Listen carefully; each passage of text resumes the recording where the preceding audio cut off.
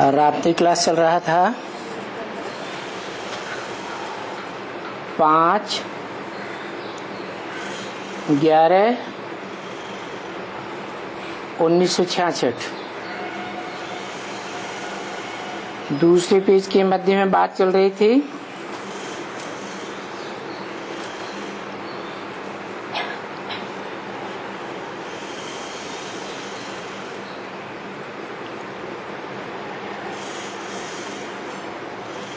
कि सीढ़ी के चित्र में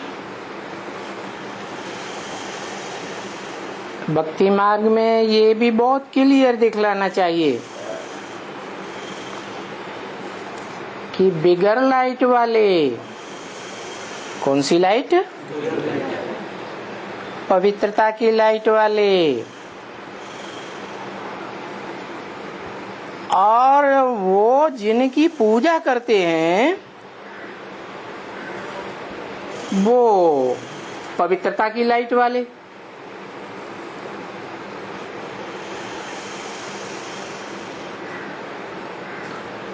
और पूजा करने वाले ये फिर राजा रानी है।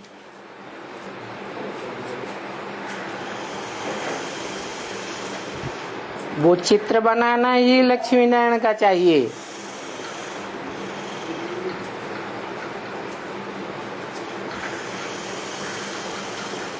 यहाँ इस भक्ति मार्ग की दुनिया में जो पुजारी बनाते हैं ना,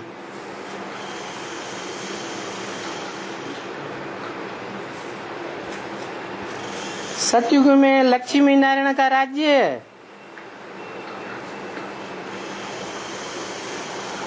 उसमें फिर वही राजा रानी बिगर ताज।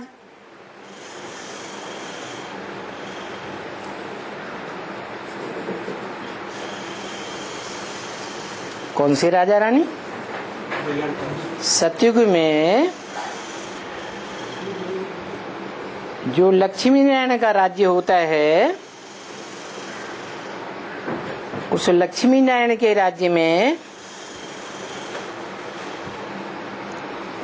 वो ही फिर राजा रानी बिगर ताज। कौन से? सतयुग की बात हो रही है। माना सतयुग के आदि में नर से नारायण बनने वाले, उनका राज्य।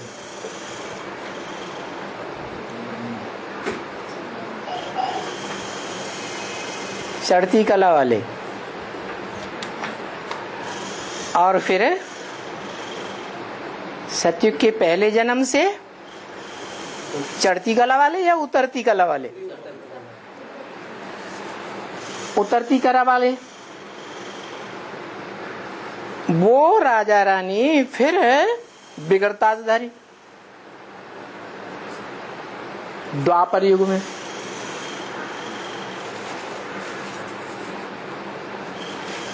कौन से बिगर ताजदारी? जो सतयुग में इंद्रियों का सुख लेते हैं, जैसे राधा कृष्ण लक्ष्मी नारायण के नीचे दिखाए गए, तो इंद्रियां है ना, भले ज्ञान इंद्रियां हैं, सुख तो लेते हैं। इंद्रियां शरीर का अंग हैं या नहीं? तो देह का सुख लेते हैं। तो उतरती कला वाले या चढ़ती कला वाले? पहले ही जन्म में 16 कला संपूर्ण से क्या बन जाते? पौने 16 कला बन जाते।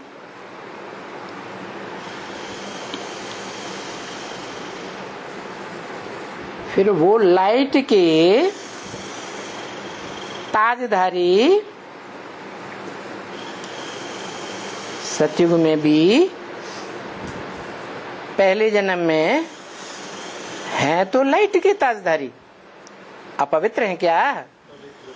पवित्र तो हैं, लेकिन वो लाइट के ताजधारी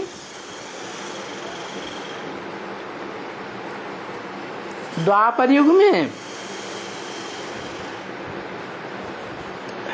बिगर लाइट के बन जाते राजा रानी, और फिर मत्था टेकते। बस ये बड़ी समझानी है। क्या बड़ी समझानी है? जो नर से डायरेक्ट नारायण बनते हैं वो तो चढ़ती कला वाले। कौन सी युग में? हाँ? संगम युग में। संगम युग है ही चढ़ती कला का युग। फिर सतयुग के आदि से उतरती कला। तो उतरती कला में जो बनते हैं राजा रानी, वहां तो ताजधारी हैं, लाइट के ताजधारी हैं, लेकिन उतरती कला वाले हैं। इसलिए वही द्वापर युग में मत्था टेकते हैं। शूटिंग कहाँ होती है? संगम युग में। कैसे? मान लो सतयुग का फर्स्ट नारायण ही ले लो, कौन है? ब्रह्मा बाबा। अभी तो अपन को गीता का भगवान समझते हैं। क्या समझते हैं? हम तो भगवान हैं। भक्ति मार्ग में गाया जाता है कृष्ण गीता का भगवान, तो बुद्धि से उतरता ही नहीं। तो अभी तो माथा नहीं टेकते हैं, है? बुद्धि झुकाते हैं? झुकाते नहीं। बुद्धि झुकाते नहीं है। लेकिन बाबा ने बोला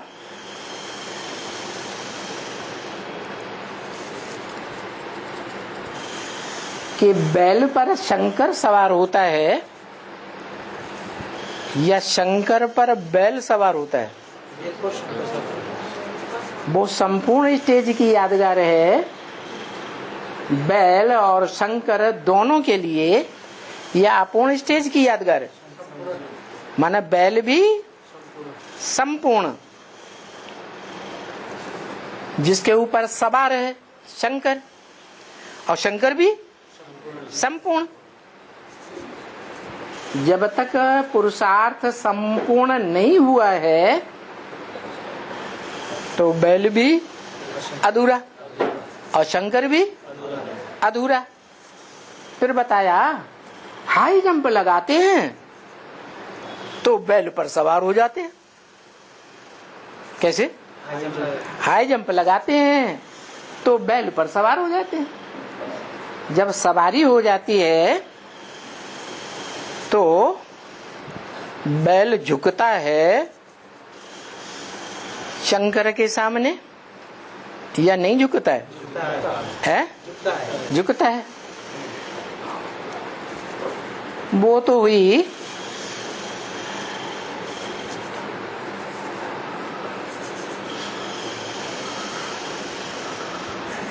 शिव का एक शास्त्र लिखा गया है। कौन सा है? शिव महापुराण। वहां की बात सारे ही शास्त्र पुराण है तो संगम युग के। अच्छा, रामायण में ले लो। रामायण में राम को भगवान मान लिया। उनका अव्वल नंबर पुजारी कहो दास कौन है? हनुमान। फिर जाओ, आ जाओ महाभारत में।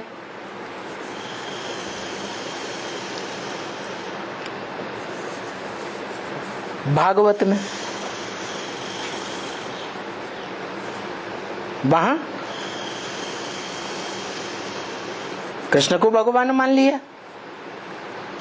उस भगवान के सामने घड़ी घड़ी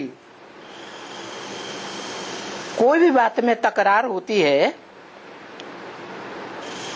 कृष्ण और बलराम की, तो किसको झुकना पड़ता है?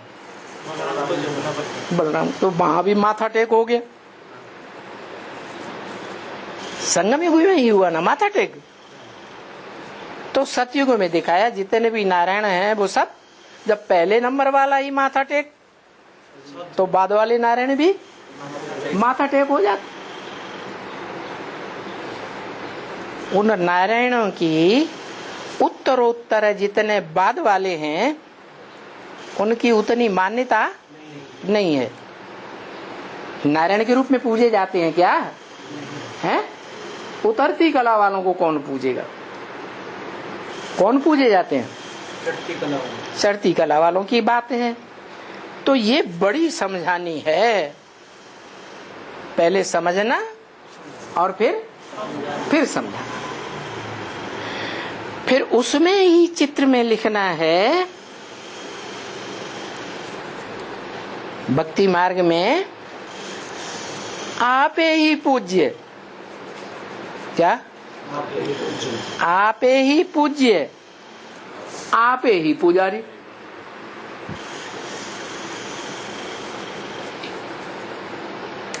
कौन पुजारी? कौन पूज्य? जो भी संगम युगी चढ़ती कला वाले लक्ष्मी नारायण हैं, उनकी पीढ़ी में आने वाले,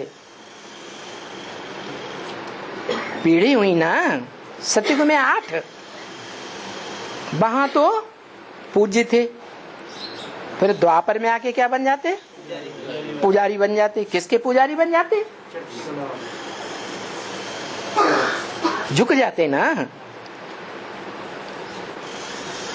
पुजारी बन जाते। ऐसा क्यों हुआ? द्वैतवादी द्वापर युग में ऐसा हुआ। कैसा? दो धर्म जिन्होंने बनाई दिए, इब्राहिम बुद्ध क्राइस्ट आदि ने दो राज्य बनाई दिए, दो कुल बनाई दिए, दो भाषाएं बनाई दी। उन द्वैतवादियों के प्रभाव में वो नर से डायरेक्ट नारायण बनने वाला वो झुकता है, या उतरती कला वाले नारायण झुकते हैं? जो हीरो पार्टधारी है वो तो कभी झुक नहीं सकता। तो आप ही पूज्य, आप ही पुजारी।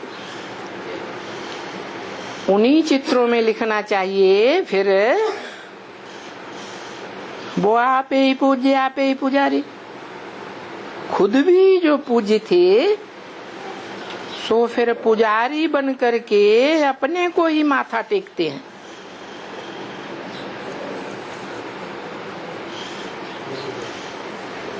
पास्ट के जन्मों को माथा टेकते हैं।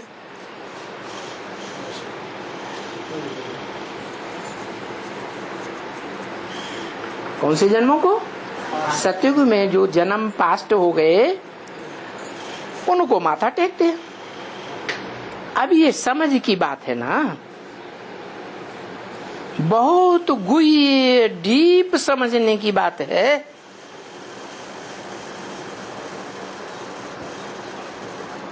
अव्वल नंबर पीढ़ी में जब थे, लक्ष्मी नारायण नाम की पीढ़ी चली। किसकी पीढ़ी चली? ऊंच ते ऊंच लक्ष्मी नारायण की पीढ़ी में पूज्य थे। फिर यहाँ द्वैतवादी युग द्वापर युग में आकर के पुजारी किसके प्रभाव में बन गए? वहां किसके प्रभाव में थे सतयुग में? जो है सेकंड नारायण के प्रभाव में थे। हाँ, फर्स्ट नारायण की गद्दी चलती है ना। गद्दी शुरू कहाँ से होती है? संगम से या सतयुग से? संगम से। तो फर्स्ट नारायण से सारे ही जो बाद वाले नारायण थे वो प्रभावित हुए ना, वहां एक से प्रभावित थे। और द्वैतवादी द्वापर युग में क्या गड़बड़ हो गया है? जो जो दूसरे धर्म वाले धर्म पिताएं आए उनके प्रभाव में आ गए। तो ये बहुत डीप पॉइंट है समझने की। जो पहला नारायण है वो किसी देहधारी के प्रभाव में नहीं आता। संगम युग का जो नर से डायरेक्ट नारायण बनता है, पहले प्रिंस फिर नारायण तो बनता नहीं, और बाकी सारे ही नारायण प्रभावित हो जाते हैं। कारण तो पता चल गया क्यों प्रभावित हुए। प्रभावित माने प्रजा, किसकी प्रजा बन गए? वो तो सतयुग में थे, द्वापर युग में किसकी प्रजा बन गए? द्वैतवाद फैलाने वाले देहधारी धर्मगुरुओं की प्रजा बन गए। तो ये लिखत में ये बात कैसे समझावे जो वो समझने वाले जिज्ञासु समझ जावे। इसे सीढ़ी के चित्र से ही समझ जावे। इसलिए बाबा कहते हैं, अभी देखो, अभी कोई कहेंगे बाबा ये बातें पहले क्यों नहीं बताई है? जो बातें अभी बताते हैं वो पहले क्यों नहीं बताई?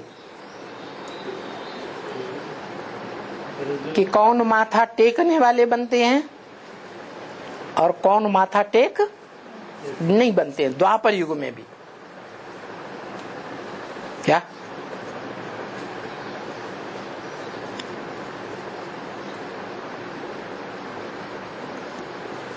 मान लो हीरो पार्टधारी है मनुष्य सृष्टि का मंच का, तो हीरो पार्टधारी किसी के सामने झुकेगा? नहीं झुकेगा। मिसाल मौजूद है हिस्ट्री में कि नहीं? 2500 वर्ष की हिस्ट्री जो द्वापर युग की है, कलयुग की है।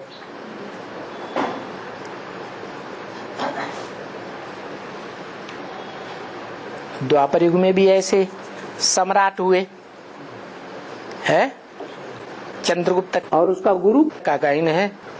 विदेशी आक्रांताओं ने आक्रमण किया,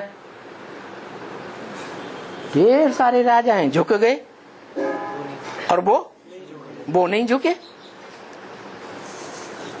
विदेशी आक्रांताओं को आखिर भागना ही पड़ा। सच्चा भागता है या झूठा भागता है? कहते हैं झूठ के पांव नहीं होते और सत्य तो अडिग रहता है। ना सतो विद्यते भावो ना भावो विद्यते सत। सत्य का इस सृष्टि पर अभाव होता नहीं और जो असत्य है वो टिकता नहीं। देखो इस्लाम धर्म का धर्मखंड अरब देश अफ्रीका, बौद्ध धर्म का धर्मखंड चीन और जापान, क्रिश्चियन धर्म का धर्मखंड यूरोप और अमेरिका। ये 2500 साल पहले थे? किसी को पता है? थे? नहीं थे। अभी 500 साल पहले अमेरिका का पता चला, 300 साल पहले ऑस्ट्रेलिया का पता चला, 300 साढ़े 300 साल पहले बीच में आए और अभी बीच में 2500 साल पूरे होंगे, महाविनाश होगा, एटम बम फटेंगे, समुद्र का स्तर बढ़ेगा और ये फिर जलमई में सब डूब जाएंगे। तो झूठ खंड है ना कि सच खंड है? और भारत खंड? भारत खंड तो अविनाशी खंड है। क्यों अविनाशी है? क्योंकि भा माने ज्ञान की रोशनी और रत माने लगा रहने वाला। या ज्ञान की रोशनी में सदा ही लगा रहने वाला है। संगम युग में तो उसका जीवन लगा ही हुआ है। काहे में? ज्ञान की रोशनी में रत है ही। लेकिन सतयुग त्रेता में भी वो तो सभी देवताएं आत्मिक स्थिति में रहते हैं। ज्ञान का बीज क्या है? ज्ञान का सार क्या है? आत्मिक स्थिति। तो वहां तो है ही। और द्वापर युग में भी पहले पहले कहते हैं वेद बने। किसने बनाए? वेद व्यास ने बनाए। वेदों में भी श्रीमद् भगवत गीता उसमें लिखा हुआ है व्यास प्रसादात। किसके प्रसाद से मिली? प्रसन्नता से मिली। वेद व्यास की व्यास प्रसादात, व्यास की प्रसन्नता से हमको श्रीमद् भगवत गीता मिली। तो देखो महावीरत है काय में? ज्ञान में। उसके बाद वेदों की व्याख्याएं निकली, आरण्यक निकले, शतपथ ब्राह्मण आदि निकले, उनकी भी व्याख्याएं निकली। उपनिषद निकले, उपनिषदों की भी व्याख्याएं निकली। पुराण निकले, भागवत पुराण, महाभारत पुराण, रामायण पुराण निकले ना। तो उनकी भी जो व्याख्या है, जो पुराण है या उपनिषद हैं, उनमें भी पहला पहला कोई तो लिखने वाला होगा ना। है? कौन होगा? अव्वल नंबर कौन? उपनिषदकार, पुराणकार, आरण्यकार, शतपथ ब्राह्मण आदि लिखने वाला पहला पहला कौन? वो ही आत्मा। जैसे वाल्मीकि रामायण किसने लिखी है?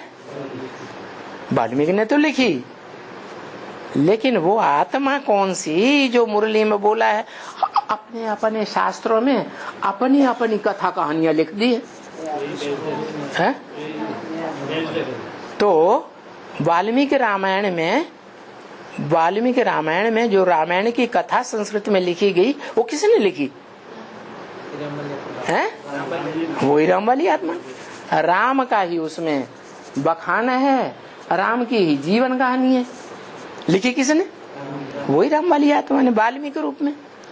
तो वहां भी देखो कहा काय में रहता है? ज्ञान की वाणी में रहता है। फिर कलयुग में आकर के तुलसी कृत रामायण लिखी है। वहां भी कौन हुआ? वही राम वाली आत्मा। ये तो हुई ज्ञान की बात।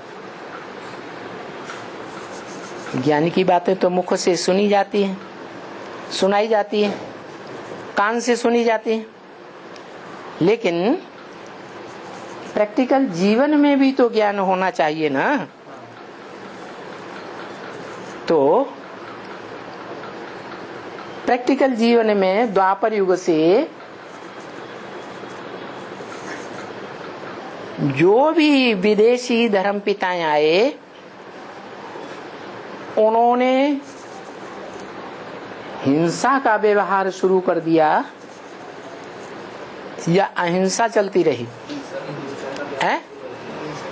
हिंसा का प्रभाव फैल गया दुनिया में, क्योंकि देह अभिमानी गुरु थे, धर्म पिताएं कि निराकार थे, देह अभिमानी थे। तो देह अभिमान के कारण उन्होंने हिंसक युद्ध शुरू कराए। अलेक्जेंडर आया, द्वापर के आदि की बात है, तो हिंसक युद्ध कराया ना। हिटलर, नेपोलियन, जितने भी महत्वाकांक्षी हुए, विश्व विजय प्राप्त करने वाले, वो सब उन देह अभिमानी धर्म पिताओं के धर्म से धारणा से प्रभावित थे। तो वो दूसरे धर्म वाले जब भारत में आकर के देह अहंकार दिखाने लगे, हिंसा करने लगे,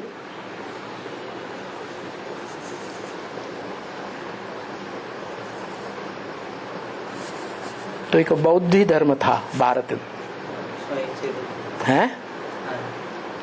उन्होंने कहा हमारी पुरानी भारत की परंपरा है अहिंसक बनना है। तो उन्होंने हाथ उठा दिए, हाथ उठा दिए, अच्छा भले तो हमारे बीवी बाल बच्चों को ले जाओ, हम हिंसा, हम अहिंसा नहीं। बताओ, जो अपने परिवार की अपनी रचना की रक्षा नहीं कर सकता, वो विश्व की रक्षा क्या करेगा? दूसरों की रक्षा कर सकता है क्या? तो उन्होंने अहिंसा का सही अर्थ उठाया या गलत अर्थ उठाया? माने उनको विदेशी आक्रांताओं से मुकाबला करना चाहिए या नहीं करना चाहिए? अपने और अपने बाल बच्चों की सुरक्षा के लिए कि आत्मसमर्पण कर देना चाहिए? नहीं करना चाहिए। लेकिन जो सच्चे भारतीय थे संगम युग में, जिनको बाबा ने रचना बनाया, कौन बाबा? शिव बाबा, जो सदा आत्मिक स्थिति में रहने वाला है। वो शिव बाबा ने उन बच्चों को एक ही जन्म में ऐसी पढ़ाई पढ़ाई कि वो पूरा देह भान छोड़ करके आत्मिक स्थिति में 4.5 लाख आत्माएं स्थित हो जाती है। तो किसके बच्चे हुए? जो सदा आत्मा है उस आत्मा के बच्चे बन गए, सदा शिव के बच्चे डायरेक्ट बने। उसी जन्म में बने या अगले जन्म में बने? उसी जन्म। उसके अलावा जितने भी हुए, चाहे उन 4.5 लाख में ब्रह्मा सरस्वती जैसी प्रवेश करने वाली आत्माएं क्यों न हो, वो आत्माएं भी शरीर रहते रहते, जीवन रहते रहते आत्मिक स्थिति को धारण नहीं कर सके। तो उनको ज्ञान सूर्य के बच्चे कहेंगे, हैं?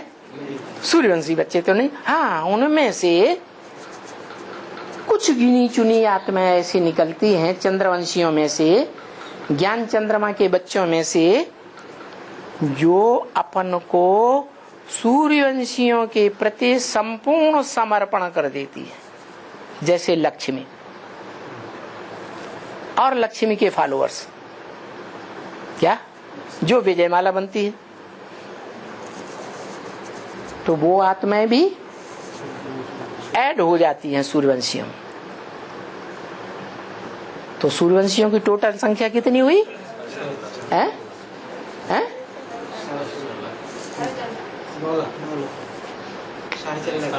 4.5 लाख।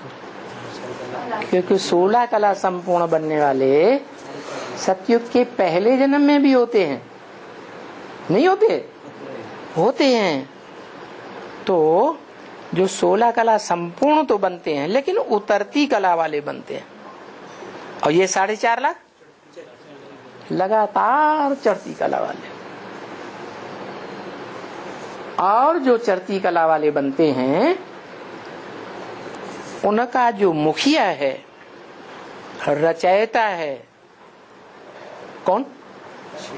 शिव। शिव तो बिंदु है। रचयिता साकार होगा या निराकार होगा? तो शिव कैसे? शिव तो सदा निराकार है। साकार पतित षष्ठी में आता है, पतित तन में आता है, तो भी उसकी स्टेज निराकारी रहती है। वो तो रचयिता नहीं हुआ। तो कौन रचयिता? जिसमें हाँ, जिसमें मुकर्रर रूप से प्रवेश करता है वो हुआ रचयिता। तो देखो उसका जो स्वरूप है, जो यादगार मंदिर है, वो कौन सा है?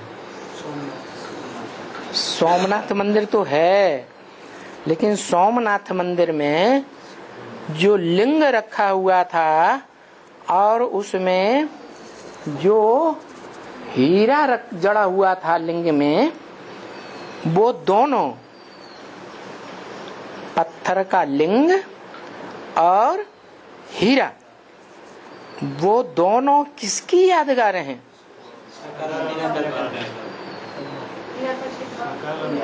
निराकार शिव बाप की। हीरा पत्थर बनता है या नहीं बनता है? हीरा पत्थर होता है या नहीं होता है? तो शिव बाप क्या पत्थर है? वो तो पत्थर बुद्धि भी नहीं बनता और पारस बुद्धि भी नहीं बनता। बनता है? नहीं। बनता कौन है? पत्थर बुद्धि, सो पारस बुद्धि, जिसमें प्रवेश करते हैं मुकर्रर रूप से। वो ही शिव का बड़े ते बड़ा बच्चा है। भारत की परंपरा में राजाओं ने जो अपना राजाई का वर्षा है वो कौन से बच्चे को दिया? परंपरा किसने शुरू की? संगम युग में शिव बाप ने परंपरा शुरू की। क्या? शिव बाप ने जो देवताएं मनाए, क्या ब्राह्मण सो देवताएं बनाए, वो देवताओं में बड़े ते बड़ा ब्राह्मण सो बड़े ते बड़ा देवता। क्या? पहला ब्राह्मण सो पहला देवता, पहला ब्राह्मण सो पहला क्षत्रिय, सो पहला वैश्य, सो पहला शूद्र।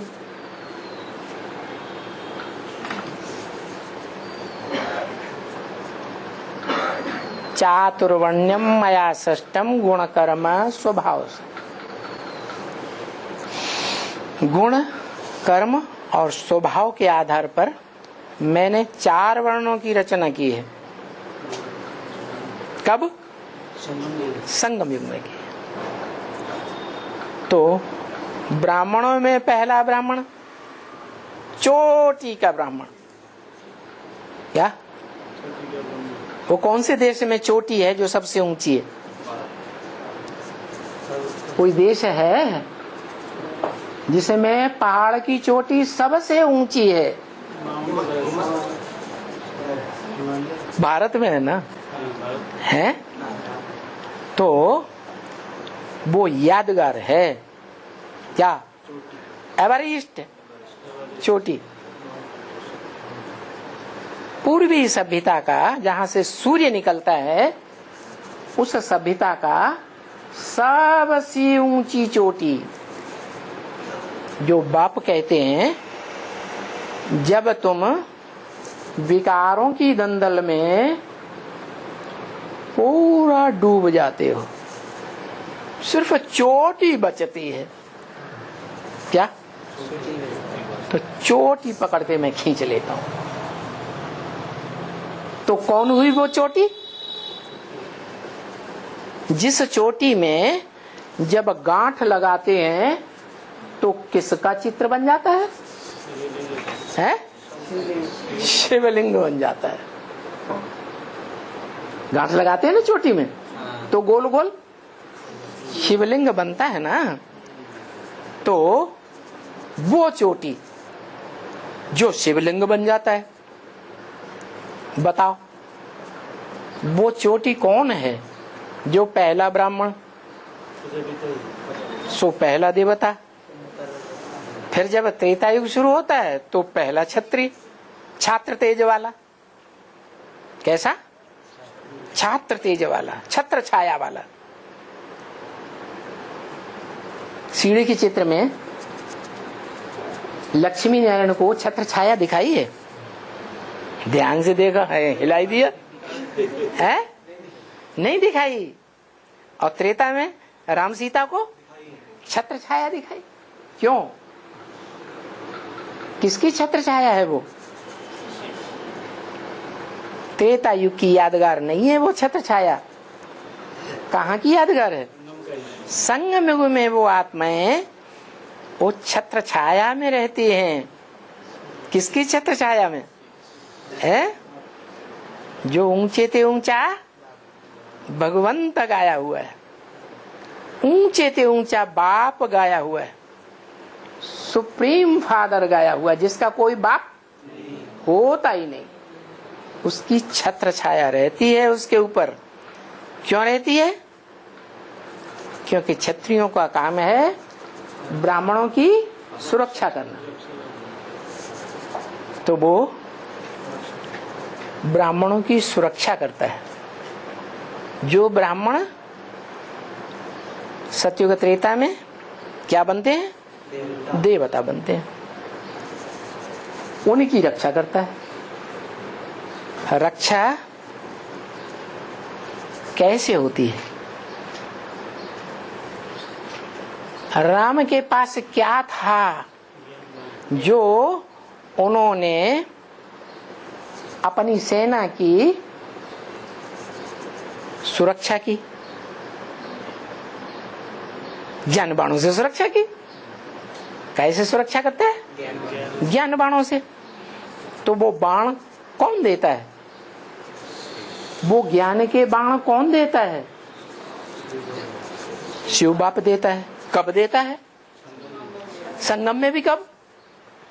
संगम तो 100 साल का। तो ज्ञान बाण कब दिए? है?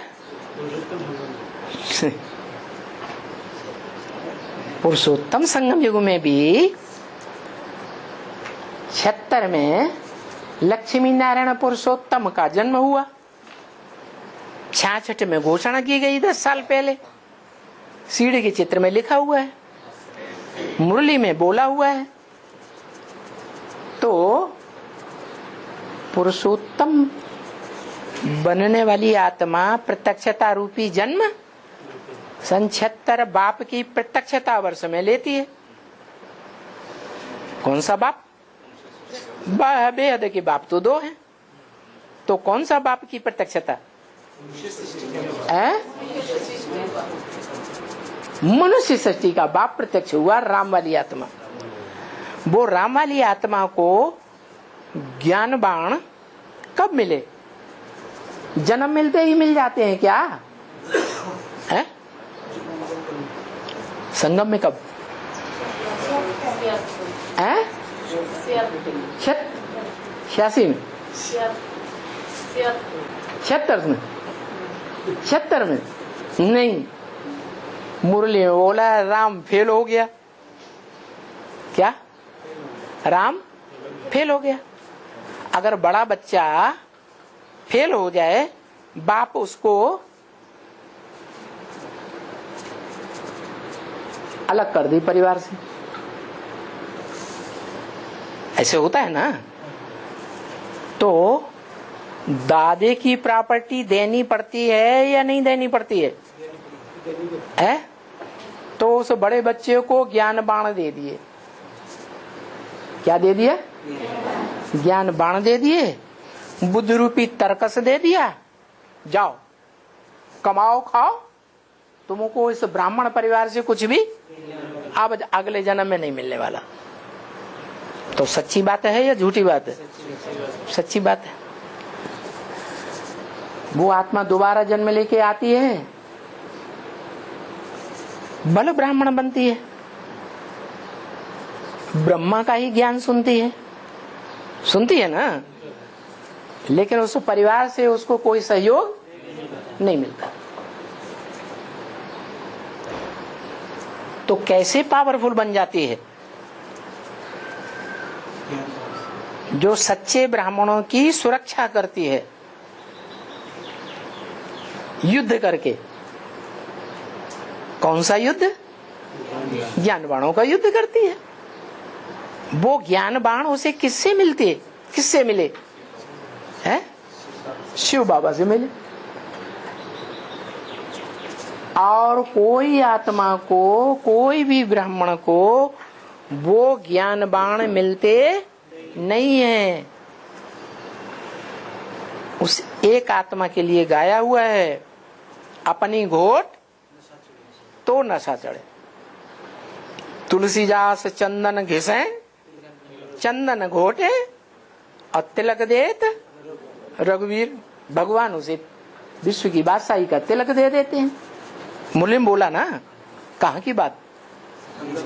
संगम युग में ही विश्व की बादशाही का तिलक दे दिया।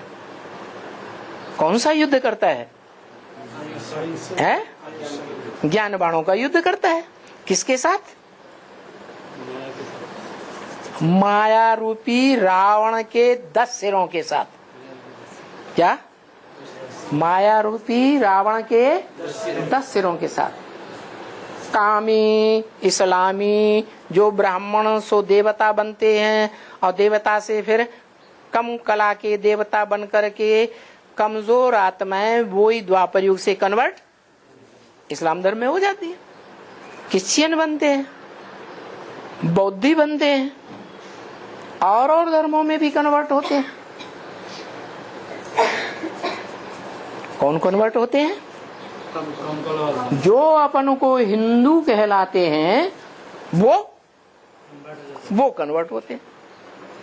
हिंदू का अर्थ क्या हुआ? हिंग माने हिंसा, दू माने दुईते। वो समझते हैं कि हम हिंसा को दूर करने वाले, इसलिए हम हिंदू हैं। शूटिंग कहाँ होती है? ब्राह्मणों की दुनिया में। कौन ये शूटिंग कर रहे हैं?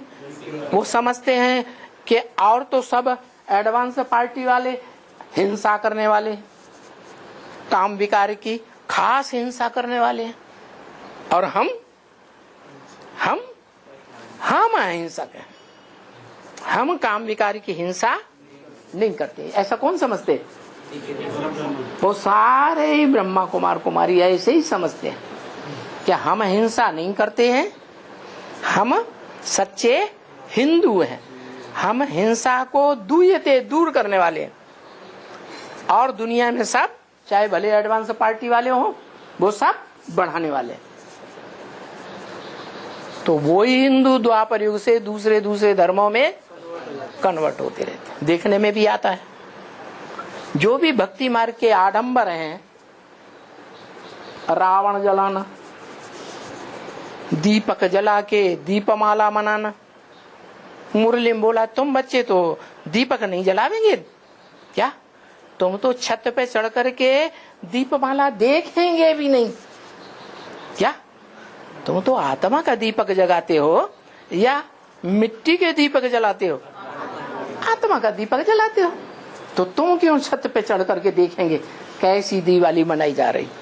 न तुम दशहरा मनाते हो। वो क्या करते हैं? दुनिया वालों की तरह दशहरा भी मनाते हैं, सारे त्योहार मनाते हैं। तो भक्ति मार्ग वाले हुए ना, माथा टेकने वाले हुए ना, हैं? वो ही सतयुग के नारायण जो कीर्ति कला वाले और उनकी प्रजा, वो द्वैतवादी द्वापर युग में आकर के जन्म बाई जन्म जो संगम युग में अपने को हिंदू समझते हैं, वो ही वहां हिंदू अपन को कहलाए करके दूसरे धर्मों में हिस्ट्री में कन्वर्ट होते रहे। पक्की बात है, कच्ची बात है?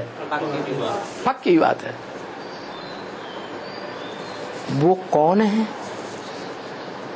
जो कन्वर्ट हो जाते हैं दूसरे धर्मों में? बाबा ने कहा 2 प्रकार के ब्राह्मण हैं, एक मुखवंशावली और दूसरे मुखवंशावली। जो मुखवंशावली ब्राह्मण हैं, वो ब्रह्मा के मुख से शिव ने जो बोला, जो श्रीमति दी, उसको मानने वाले हैं। क्या? कुख वंशावली नहीं है। कुख माने गोद, गोद को मानने वाले नहीं है। ब्रह्मा की गोद में बैठ करके अपना को बड़ा मानने वाले नहीं है। वो ब्राह्मण जो कुख वंशावली हैं, उनको क्या नशा रहता है? अरे तुम कल के छोरे आए, तुम क्या हमको ज्ञान सुनाएंगे? हमने तो ब्रह्मा बाबा की मम्मा की गोद ली है। क्या क्या नशा रहता है? तो देह का नशा रहता है या ज्ञान सागर के सुनाए हुए ज्ञान का नशा रहता है? देह का नशा रहता है। तो कमजोरी आएगी या नहीं आएगी? कमजोरी आ जाती है। वो कमजोरी धारण करने वाले जो भक्ति मार्ग में 9 कुरियों के ब्राह्मण माने जाते हैं, 9 ग्रहों के 9 फॉलोअर्स, 9 धर्म वाले 9 कुरियों के ब्राह्मण, उनमें से जो अव्वल नंबर कुरी है सूर्यवंशी, वो तो ज्ञान सूर्य की वाणी को ही मानते हैं। क्या कोई की कुख को, गोद को मानने वाले नहीं है। कोई भी देहधारी धर्मगुरु को मानने वाले नहीं है। बाकी जितने भी हैं 9 कुरियों में, बाद वाली 8 कुरी वाले ब्राह्मण, वो सब कुख वंशावली बन जाते हैं। क्या क्या नशा रहता है उनको? हमने मम्मा बाबा की गोद ली है। तो पावरफुल बनते हैं या कमजोर बनते हैं? पावरफुल बनते हैं, कमजोर बनते हैं। क्यों कमजोर बन गए? क्योंकि देह विनाशी और आत्मा अविनाशी। विनाशी असक्त है, अशक्त है, और अविनाशी सत्य है और शक्तिशाली है। क्या इस सृष्टि पर जो गाया हुआ है, ना सतो विद्यते भावो, क्या जो असत्य है उसका भाव है ही नहीं, वो टिकता ही नहीं। और सत्य का कभी अभाव नहीं होता इस सृष्टि पर। क्या सत्य का इस सृष्टि पर अभाव, अभाव माने सत्य न हो, ऐसा कभी नहीं होता। चाहे सारी सृष्टि का विनाश क्यों न हो जाए, फिर भी सत्य टिका रहेगा। वो कौन है?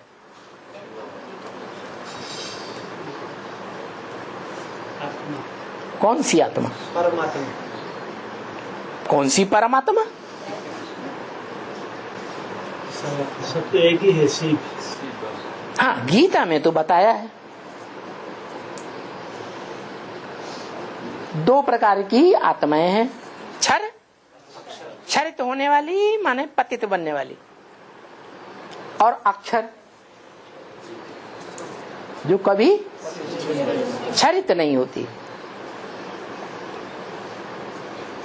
संपूर्ण पतित नहीं बनती। उन 2 में एक है जो अक्षर है और बाकी सब क्षरित है। चाहे वो मनुष्य सृष्टि का बाप ही क्यों न हो, लेकिन वो मनुष्य सृष्टि का बाप जिसमें अक्षर प्रवेश करता है, वो पूरा ही विकारों की दुनिया में डूब जाता है या कुछ हिस्सा रह जाता है? हैं?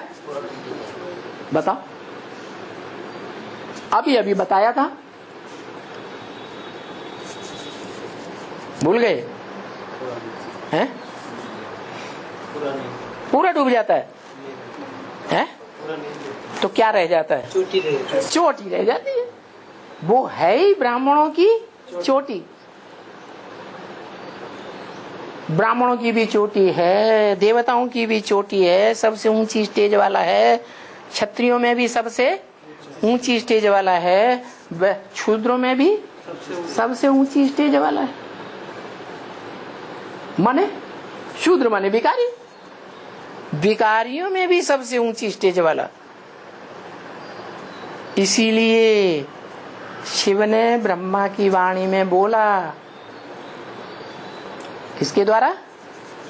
उसी आत्मा के द्वारा बोला, मुकर्रर रथ के द्वारा। स्वर्ग की दुनिया मेरी है तो नरक की दुनिया मेरी नहीं है क्या? हा? जो मनुष्य सृष्टि का बीज है वो आत्मा कहती है क्या स्वर्ग की दुनिया मेरी है तो नरक की दुनिया मेरी नहीं है क्या? है या नहीं है? वो देवताओं का भी सरताज और वो राक्षसों का भी सरताज।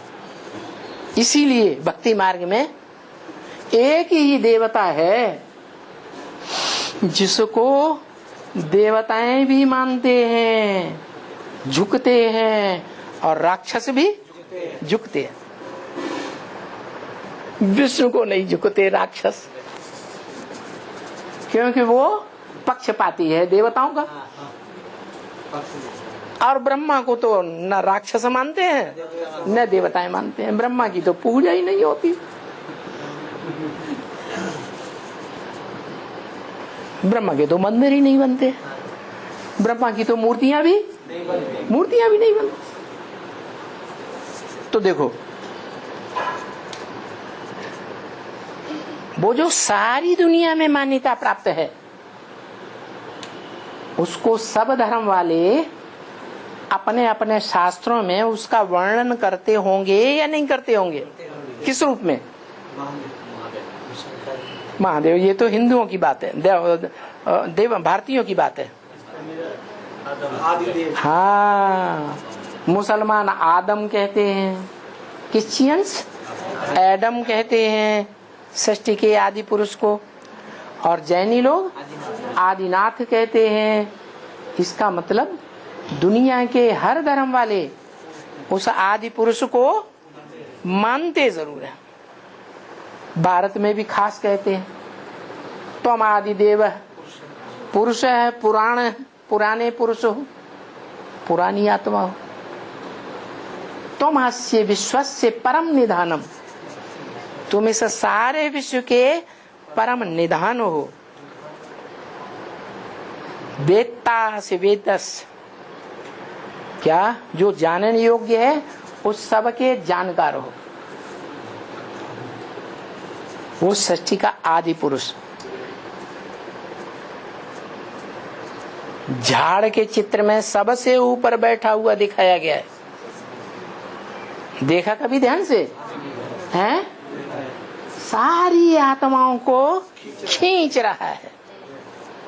इसलिए आकर्षण करने के कारण भक्ति मार्ग में उसका नाम कृष्ण दे दिया। क्या? उन्होंने कृष्ण बच्चे को समझ लिया। क्या? कृष्ण माने आकर्षण करने वाला। तो सारी आत्माओं को आकृष्ट करता है, खींचता है। कैसे खींचता है? बोला तुम बच्चों को नैनों पर बिठा कर ले जाऊंगा। क्या कहा? तुम बच्चों को नैनों पर बिठा कर ले जाऊंगा। इसका क्या मतलब हुआ है? नैनों पर बिठा के ले जाऊंगा माने प्यार से खींचूंगा या लाल लाल आंखों से खींचूंगा? प्यार से खींचूंगा माने नैनों पर बिठाऊंगा। तुम मेरे नैनों के तारे हो। 9 लाख सितारे होते हैं ना, हैं? उनमें भी आधे दिन के आधे रात के, जो रात के सितारे होते हैं और दिन के सितारे होते हैं, उनमें फर्क क्या होता है?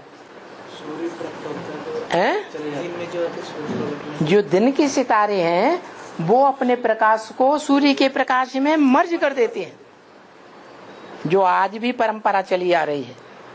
कोई कारखाने का मालिक होगा, फर्म का मालिक होगा, तो क्या लिखा है? बाप का नाम लिखेगा राम एंड सन्स कंपनी, तो अपने बाप का नाम देगा और बच्चों का नाम नहीं देगा।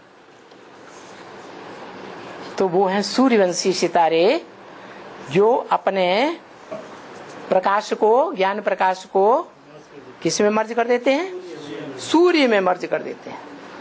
वो मुख से कभी ये नहीं कहते ये ज्ञान मेरा है, ये प्रकाश ज्ञान का मेरा है।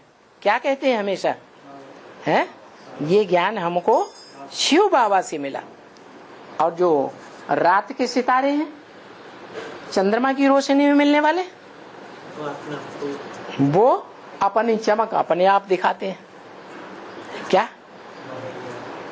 इतनी चमक दिखाते हैं कि चंद्रमा जब कलाहीन होने लगता है तो वो फीका पड़ जाता है। क्या? और सितारे चमक मारते हैं। कहाँ की यादगार है?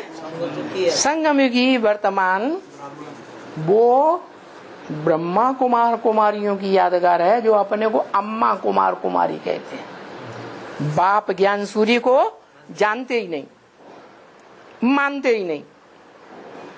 मानते हैं? जानते ही नहीं, मानेंगे कहां से? तो वो सितारे दुनिया में अपने को प्रत्यक्ष करते हैं। बहुत फोटो खिंचाते हैं कि नहीं है?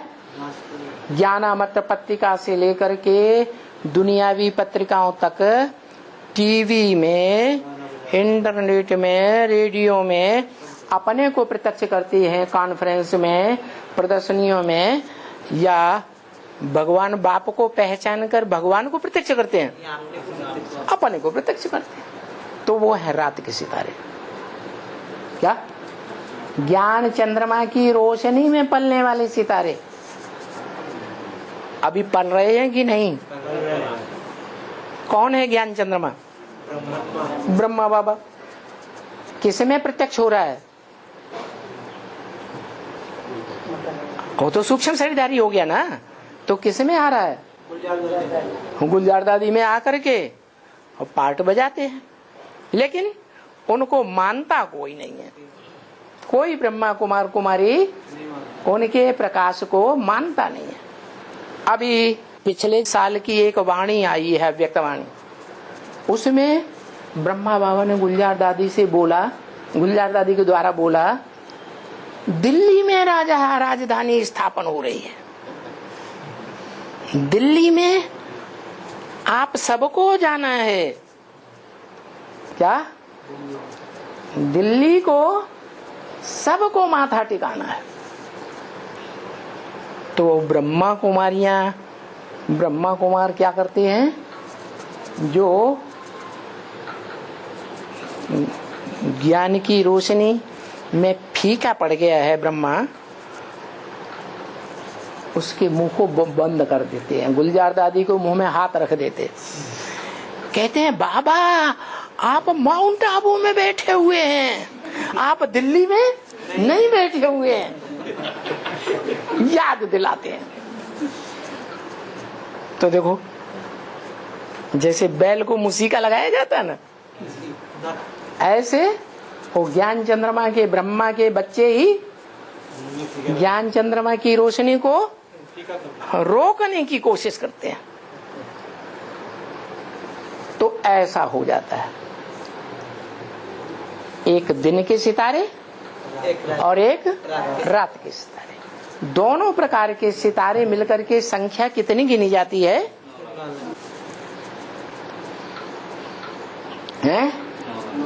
9 लाख। कहते हैं रानी का हार भी 9 लाख गाया जाता है? कौन से हार की बात होगी? है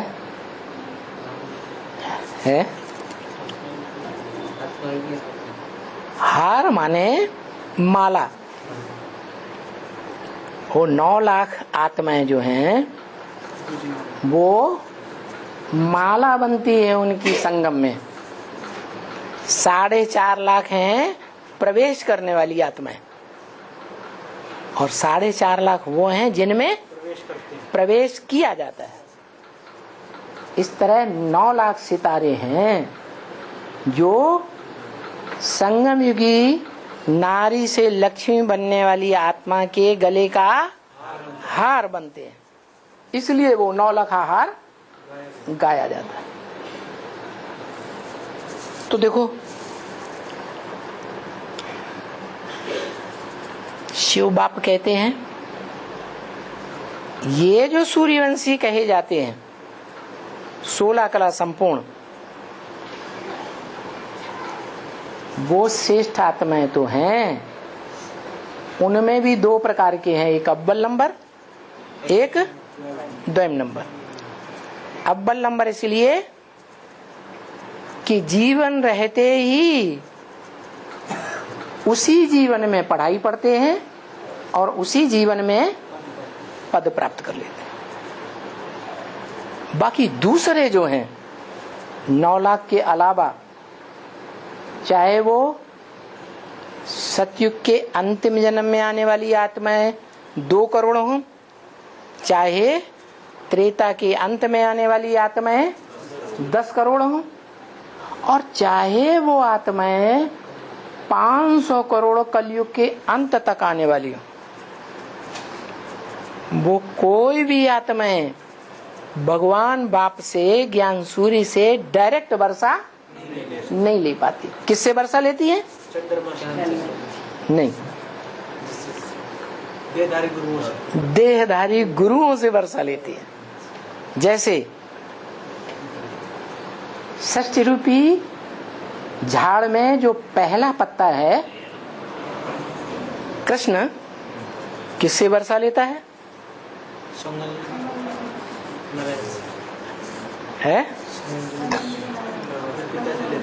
देह धारण करने वाली आत्मा से वर्षा लेता है, या जो सदैव निराकार है उससे वर्षा लेता है? देह धारण करने वाली आत्मा। और भी जो भी धर्म पिता हैं और उनके फॉलोअर्स हैं, वो भी सिर्फ धर्म स्थापन करते हैं, लेकिन राजाई स्थापन नहीं कर पाते। क्यों?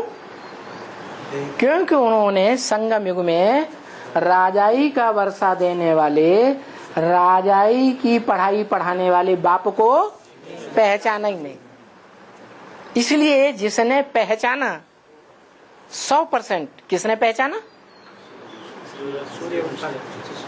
किसने पहचाना है? अरे किसी ने पहचाना कि नहीं पहचाना? पूरा किसने पहचाना? मनुष्य सृष्टि के बाप ने पहचाना ना, जिसको हर धर्म में गाया जाता है डम आदम आदि देव के रूप में। तो वो देह धारण करता है 84 जन्मों में या नहीं धारण करता है? तो देहधारी आत्मा हुई या नहीं हुई? देहधारी आत्मा अव्वल नंबर की। उससे द्वापर युग में वो सभी धर्म पिताएं और उनके फॉलोअर्स राजाई का वर्षा लेते हैं। वो आत्मा अपने ग्रुप के साथ उनके धर्म में जाकर के राजाई स्थापन करती है। जैसे भारत में मुगल सल्तनत चली, मुगलियों की राजाई। पहला राजा कौन हुआ है? नहीं मालूम? बाबर। नाम क्या पड़ा? बाबर। बाबा रह क्या रहा? कभी बाबा रहा था, उसका नाम बाबर पड़ गया। वही आत्मा जो बाबा रही, जिस बाबा के बारे में मुरली में बोला है, इस सृष्टि पर सदा कायम कोई चीज है ही नहीं। सदा कायम एक शिव बाबा है, वो ही बाबा रह। वही आत्मा मुगल सल्तनत की स्थापना की शुरुआत करती है।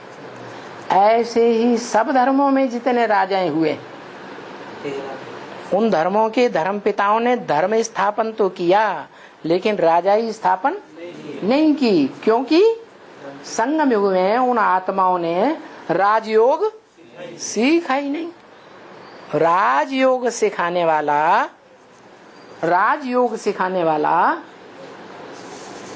राजयोगी होगा सबसे बड़ा या नहीं है? राजयोगी होगा।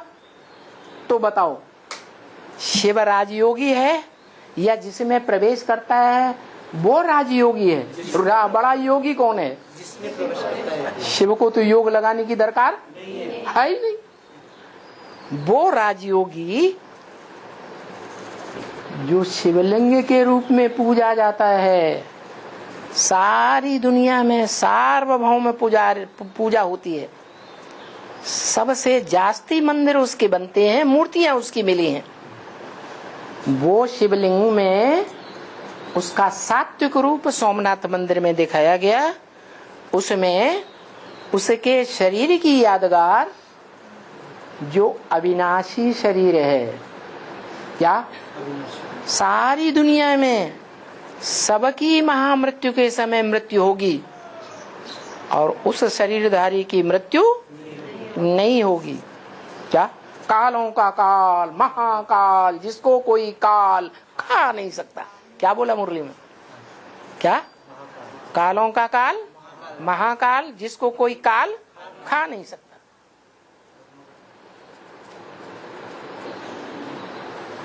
प्रलय काल आएगा तो प्रलय काल खाएगा नहीं उसको, है? अरे उसको भी खा जाएगा तो फिर ये पंचभूत कहां से आएंगे? वो पंचभूत सात्विक कैसे बनेंगे जो तमो प्रधान बन गए हैं? क्या? पृथ्वी बड़े बड़े भूकंप लाती है और सारी दुनिया की बिल्डिंगें गिराई देती है। आग सारी दुनिया में तांडव नृत्य करेगी जब एटम बम फटेंगे। ये पांचों ही तत्व बड़े तमो प्रधान हो जाते हैं। जड़मयी तत्व हैं या चैतन्य तत्व हैं? उन जड़ तत्वों को कौन सा तो प्रधान बनाएगा?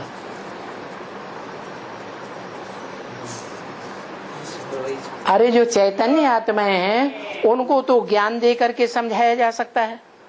मनुष्य आत्माओं को 500-700 करोड़ मनुष्य आत्माएं आज नहीं तो जब अंतिम विनाश होगा तब तक ज्ञान को और ज्ञानदाता को पहचानेंगी जरूर और उसको याद भी करेंगी। क्या? और उसके बताए हुए महामंत्र क्या? मन मना भव, मेरे मन में समा जा। किसने कहा? शिव कहता है। उसको मन है? शिव को मन है? वो सोचता है कि असोचता है? वो तो सोचता ही नहीं, उसको मन है ही नहीं। तो कौन कहता है मन मना भव? है? शिव बाबा कहता है। शिव बाप नहीं कहता, आत्माओं का बाप नहीं कहता। कौन कहता? साकार निराकार का मेल कहता है, जो इस सृष्टि पर सदा कायम है, महाविनाश के टाइम भी कायम रहता है। वो कहता है मन मना भव, मेरे मन में समा जा। अब बताओ, झाड़ के चित्र के ऊपर जो बैठा है सबसे ऊंची स्टेज में, उसके मन में क्या है जो उस मन में समा जाए? उसके मन में किसकी याद है?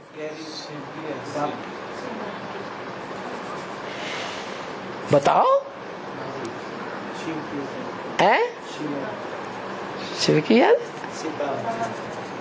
शिव बाबा क्या बनाने आया है? हैं? देवता बनाने आया है ना? न कि निराकारी आत्मा बनाने आया है। तो किसको याद, किसकी याद है उसको? आत्मिक स्थिति में है 100% या आत्माओं के बाप की स्मृति में है? आपकी 100% आत्मिक स्थिति में है, जिसकी यादगार है हीरा, जो पत्थर भी बनता है।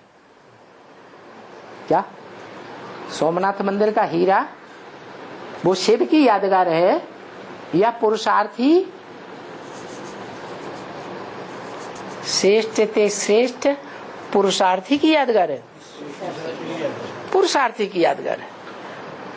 वो पुरुषार्थी आत्मा शिवलिंग में बिंदु के रूप में रखी जाती है, और जो लिंग है वो साकार की यादगार है, बड़ा रूप। वो भी निराकारी है। कैसे?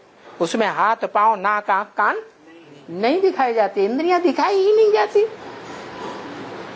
दिखाई जाती हैं, इसलिए वो भी निराकार। इसलिए साकारी सो निराकारी। गीता में कहा है अव्यक्त मूर्ति ना।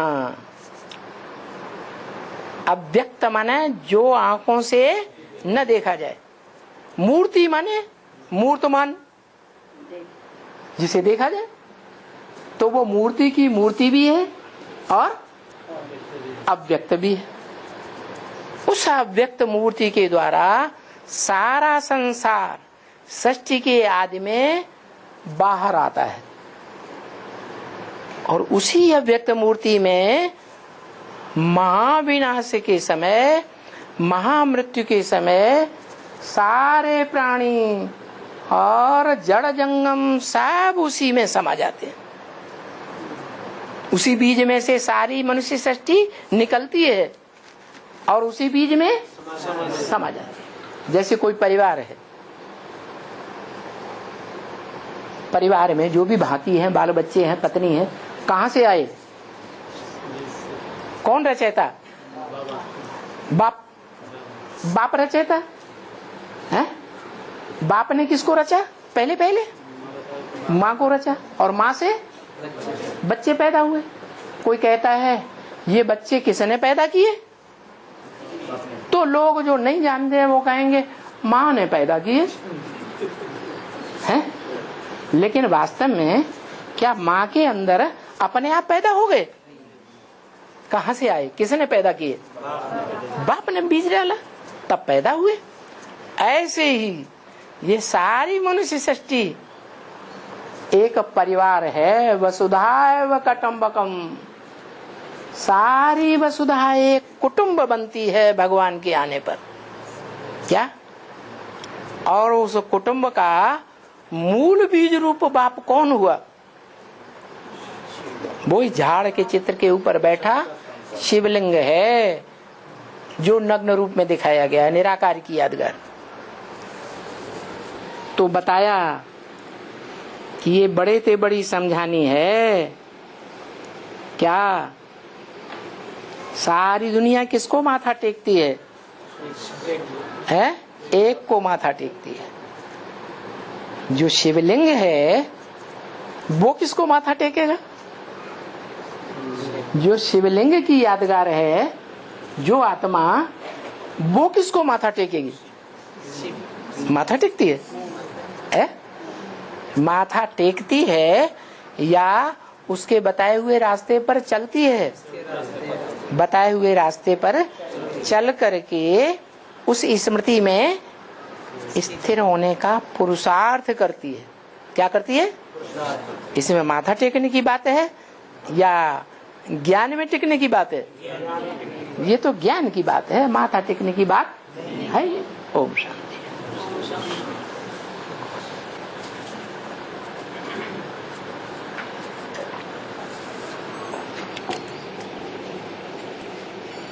तो फिर बच्चे पूछते हैं क्या बाबा ये बात तो पहले क्यों नहीं बताई कि ये शिवलिंग किसकी या किस आत्मा की यादगार? बाबा तो बताते हैं पहले से ही, लेकिन जो देव आत्माएं हैं वो इशारे से समझ जाती हैं। देव आत्माएं नहीं है, राक्षसों के प्रभाव में है तो नहीं समझती। बाबा ने तो बताया, न मैं पूजी बनता हूँ न पुजारी बनता हूँ। तो शिवलिंग, जो शिवलिंग है, जो पूज्य है, वो उसकी यादगार है। वो कहता है मैं पूज्य बनता ही नहीं, वो क्या कहता है, मैं पूज्य, बनता ही नहीं। तो शिवलिंग उसकी यादगार है नहीं, वो पुजारी भी नहीं बनता और पूज्य भी नहीं बनता।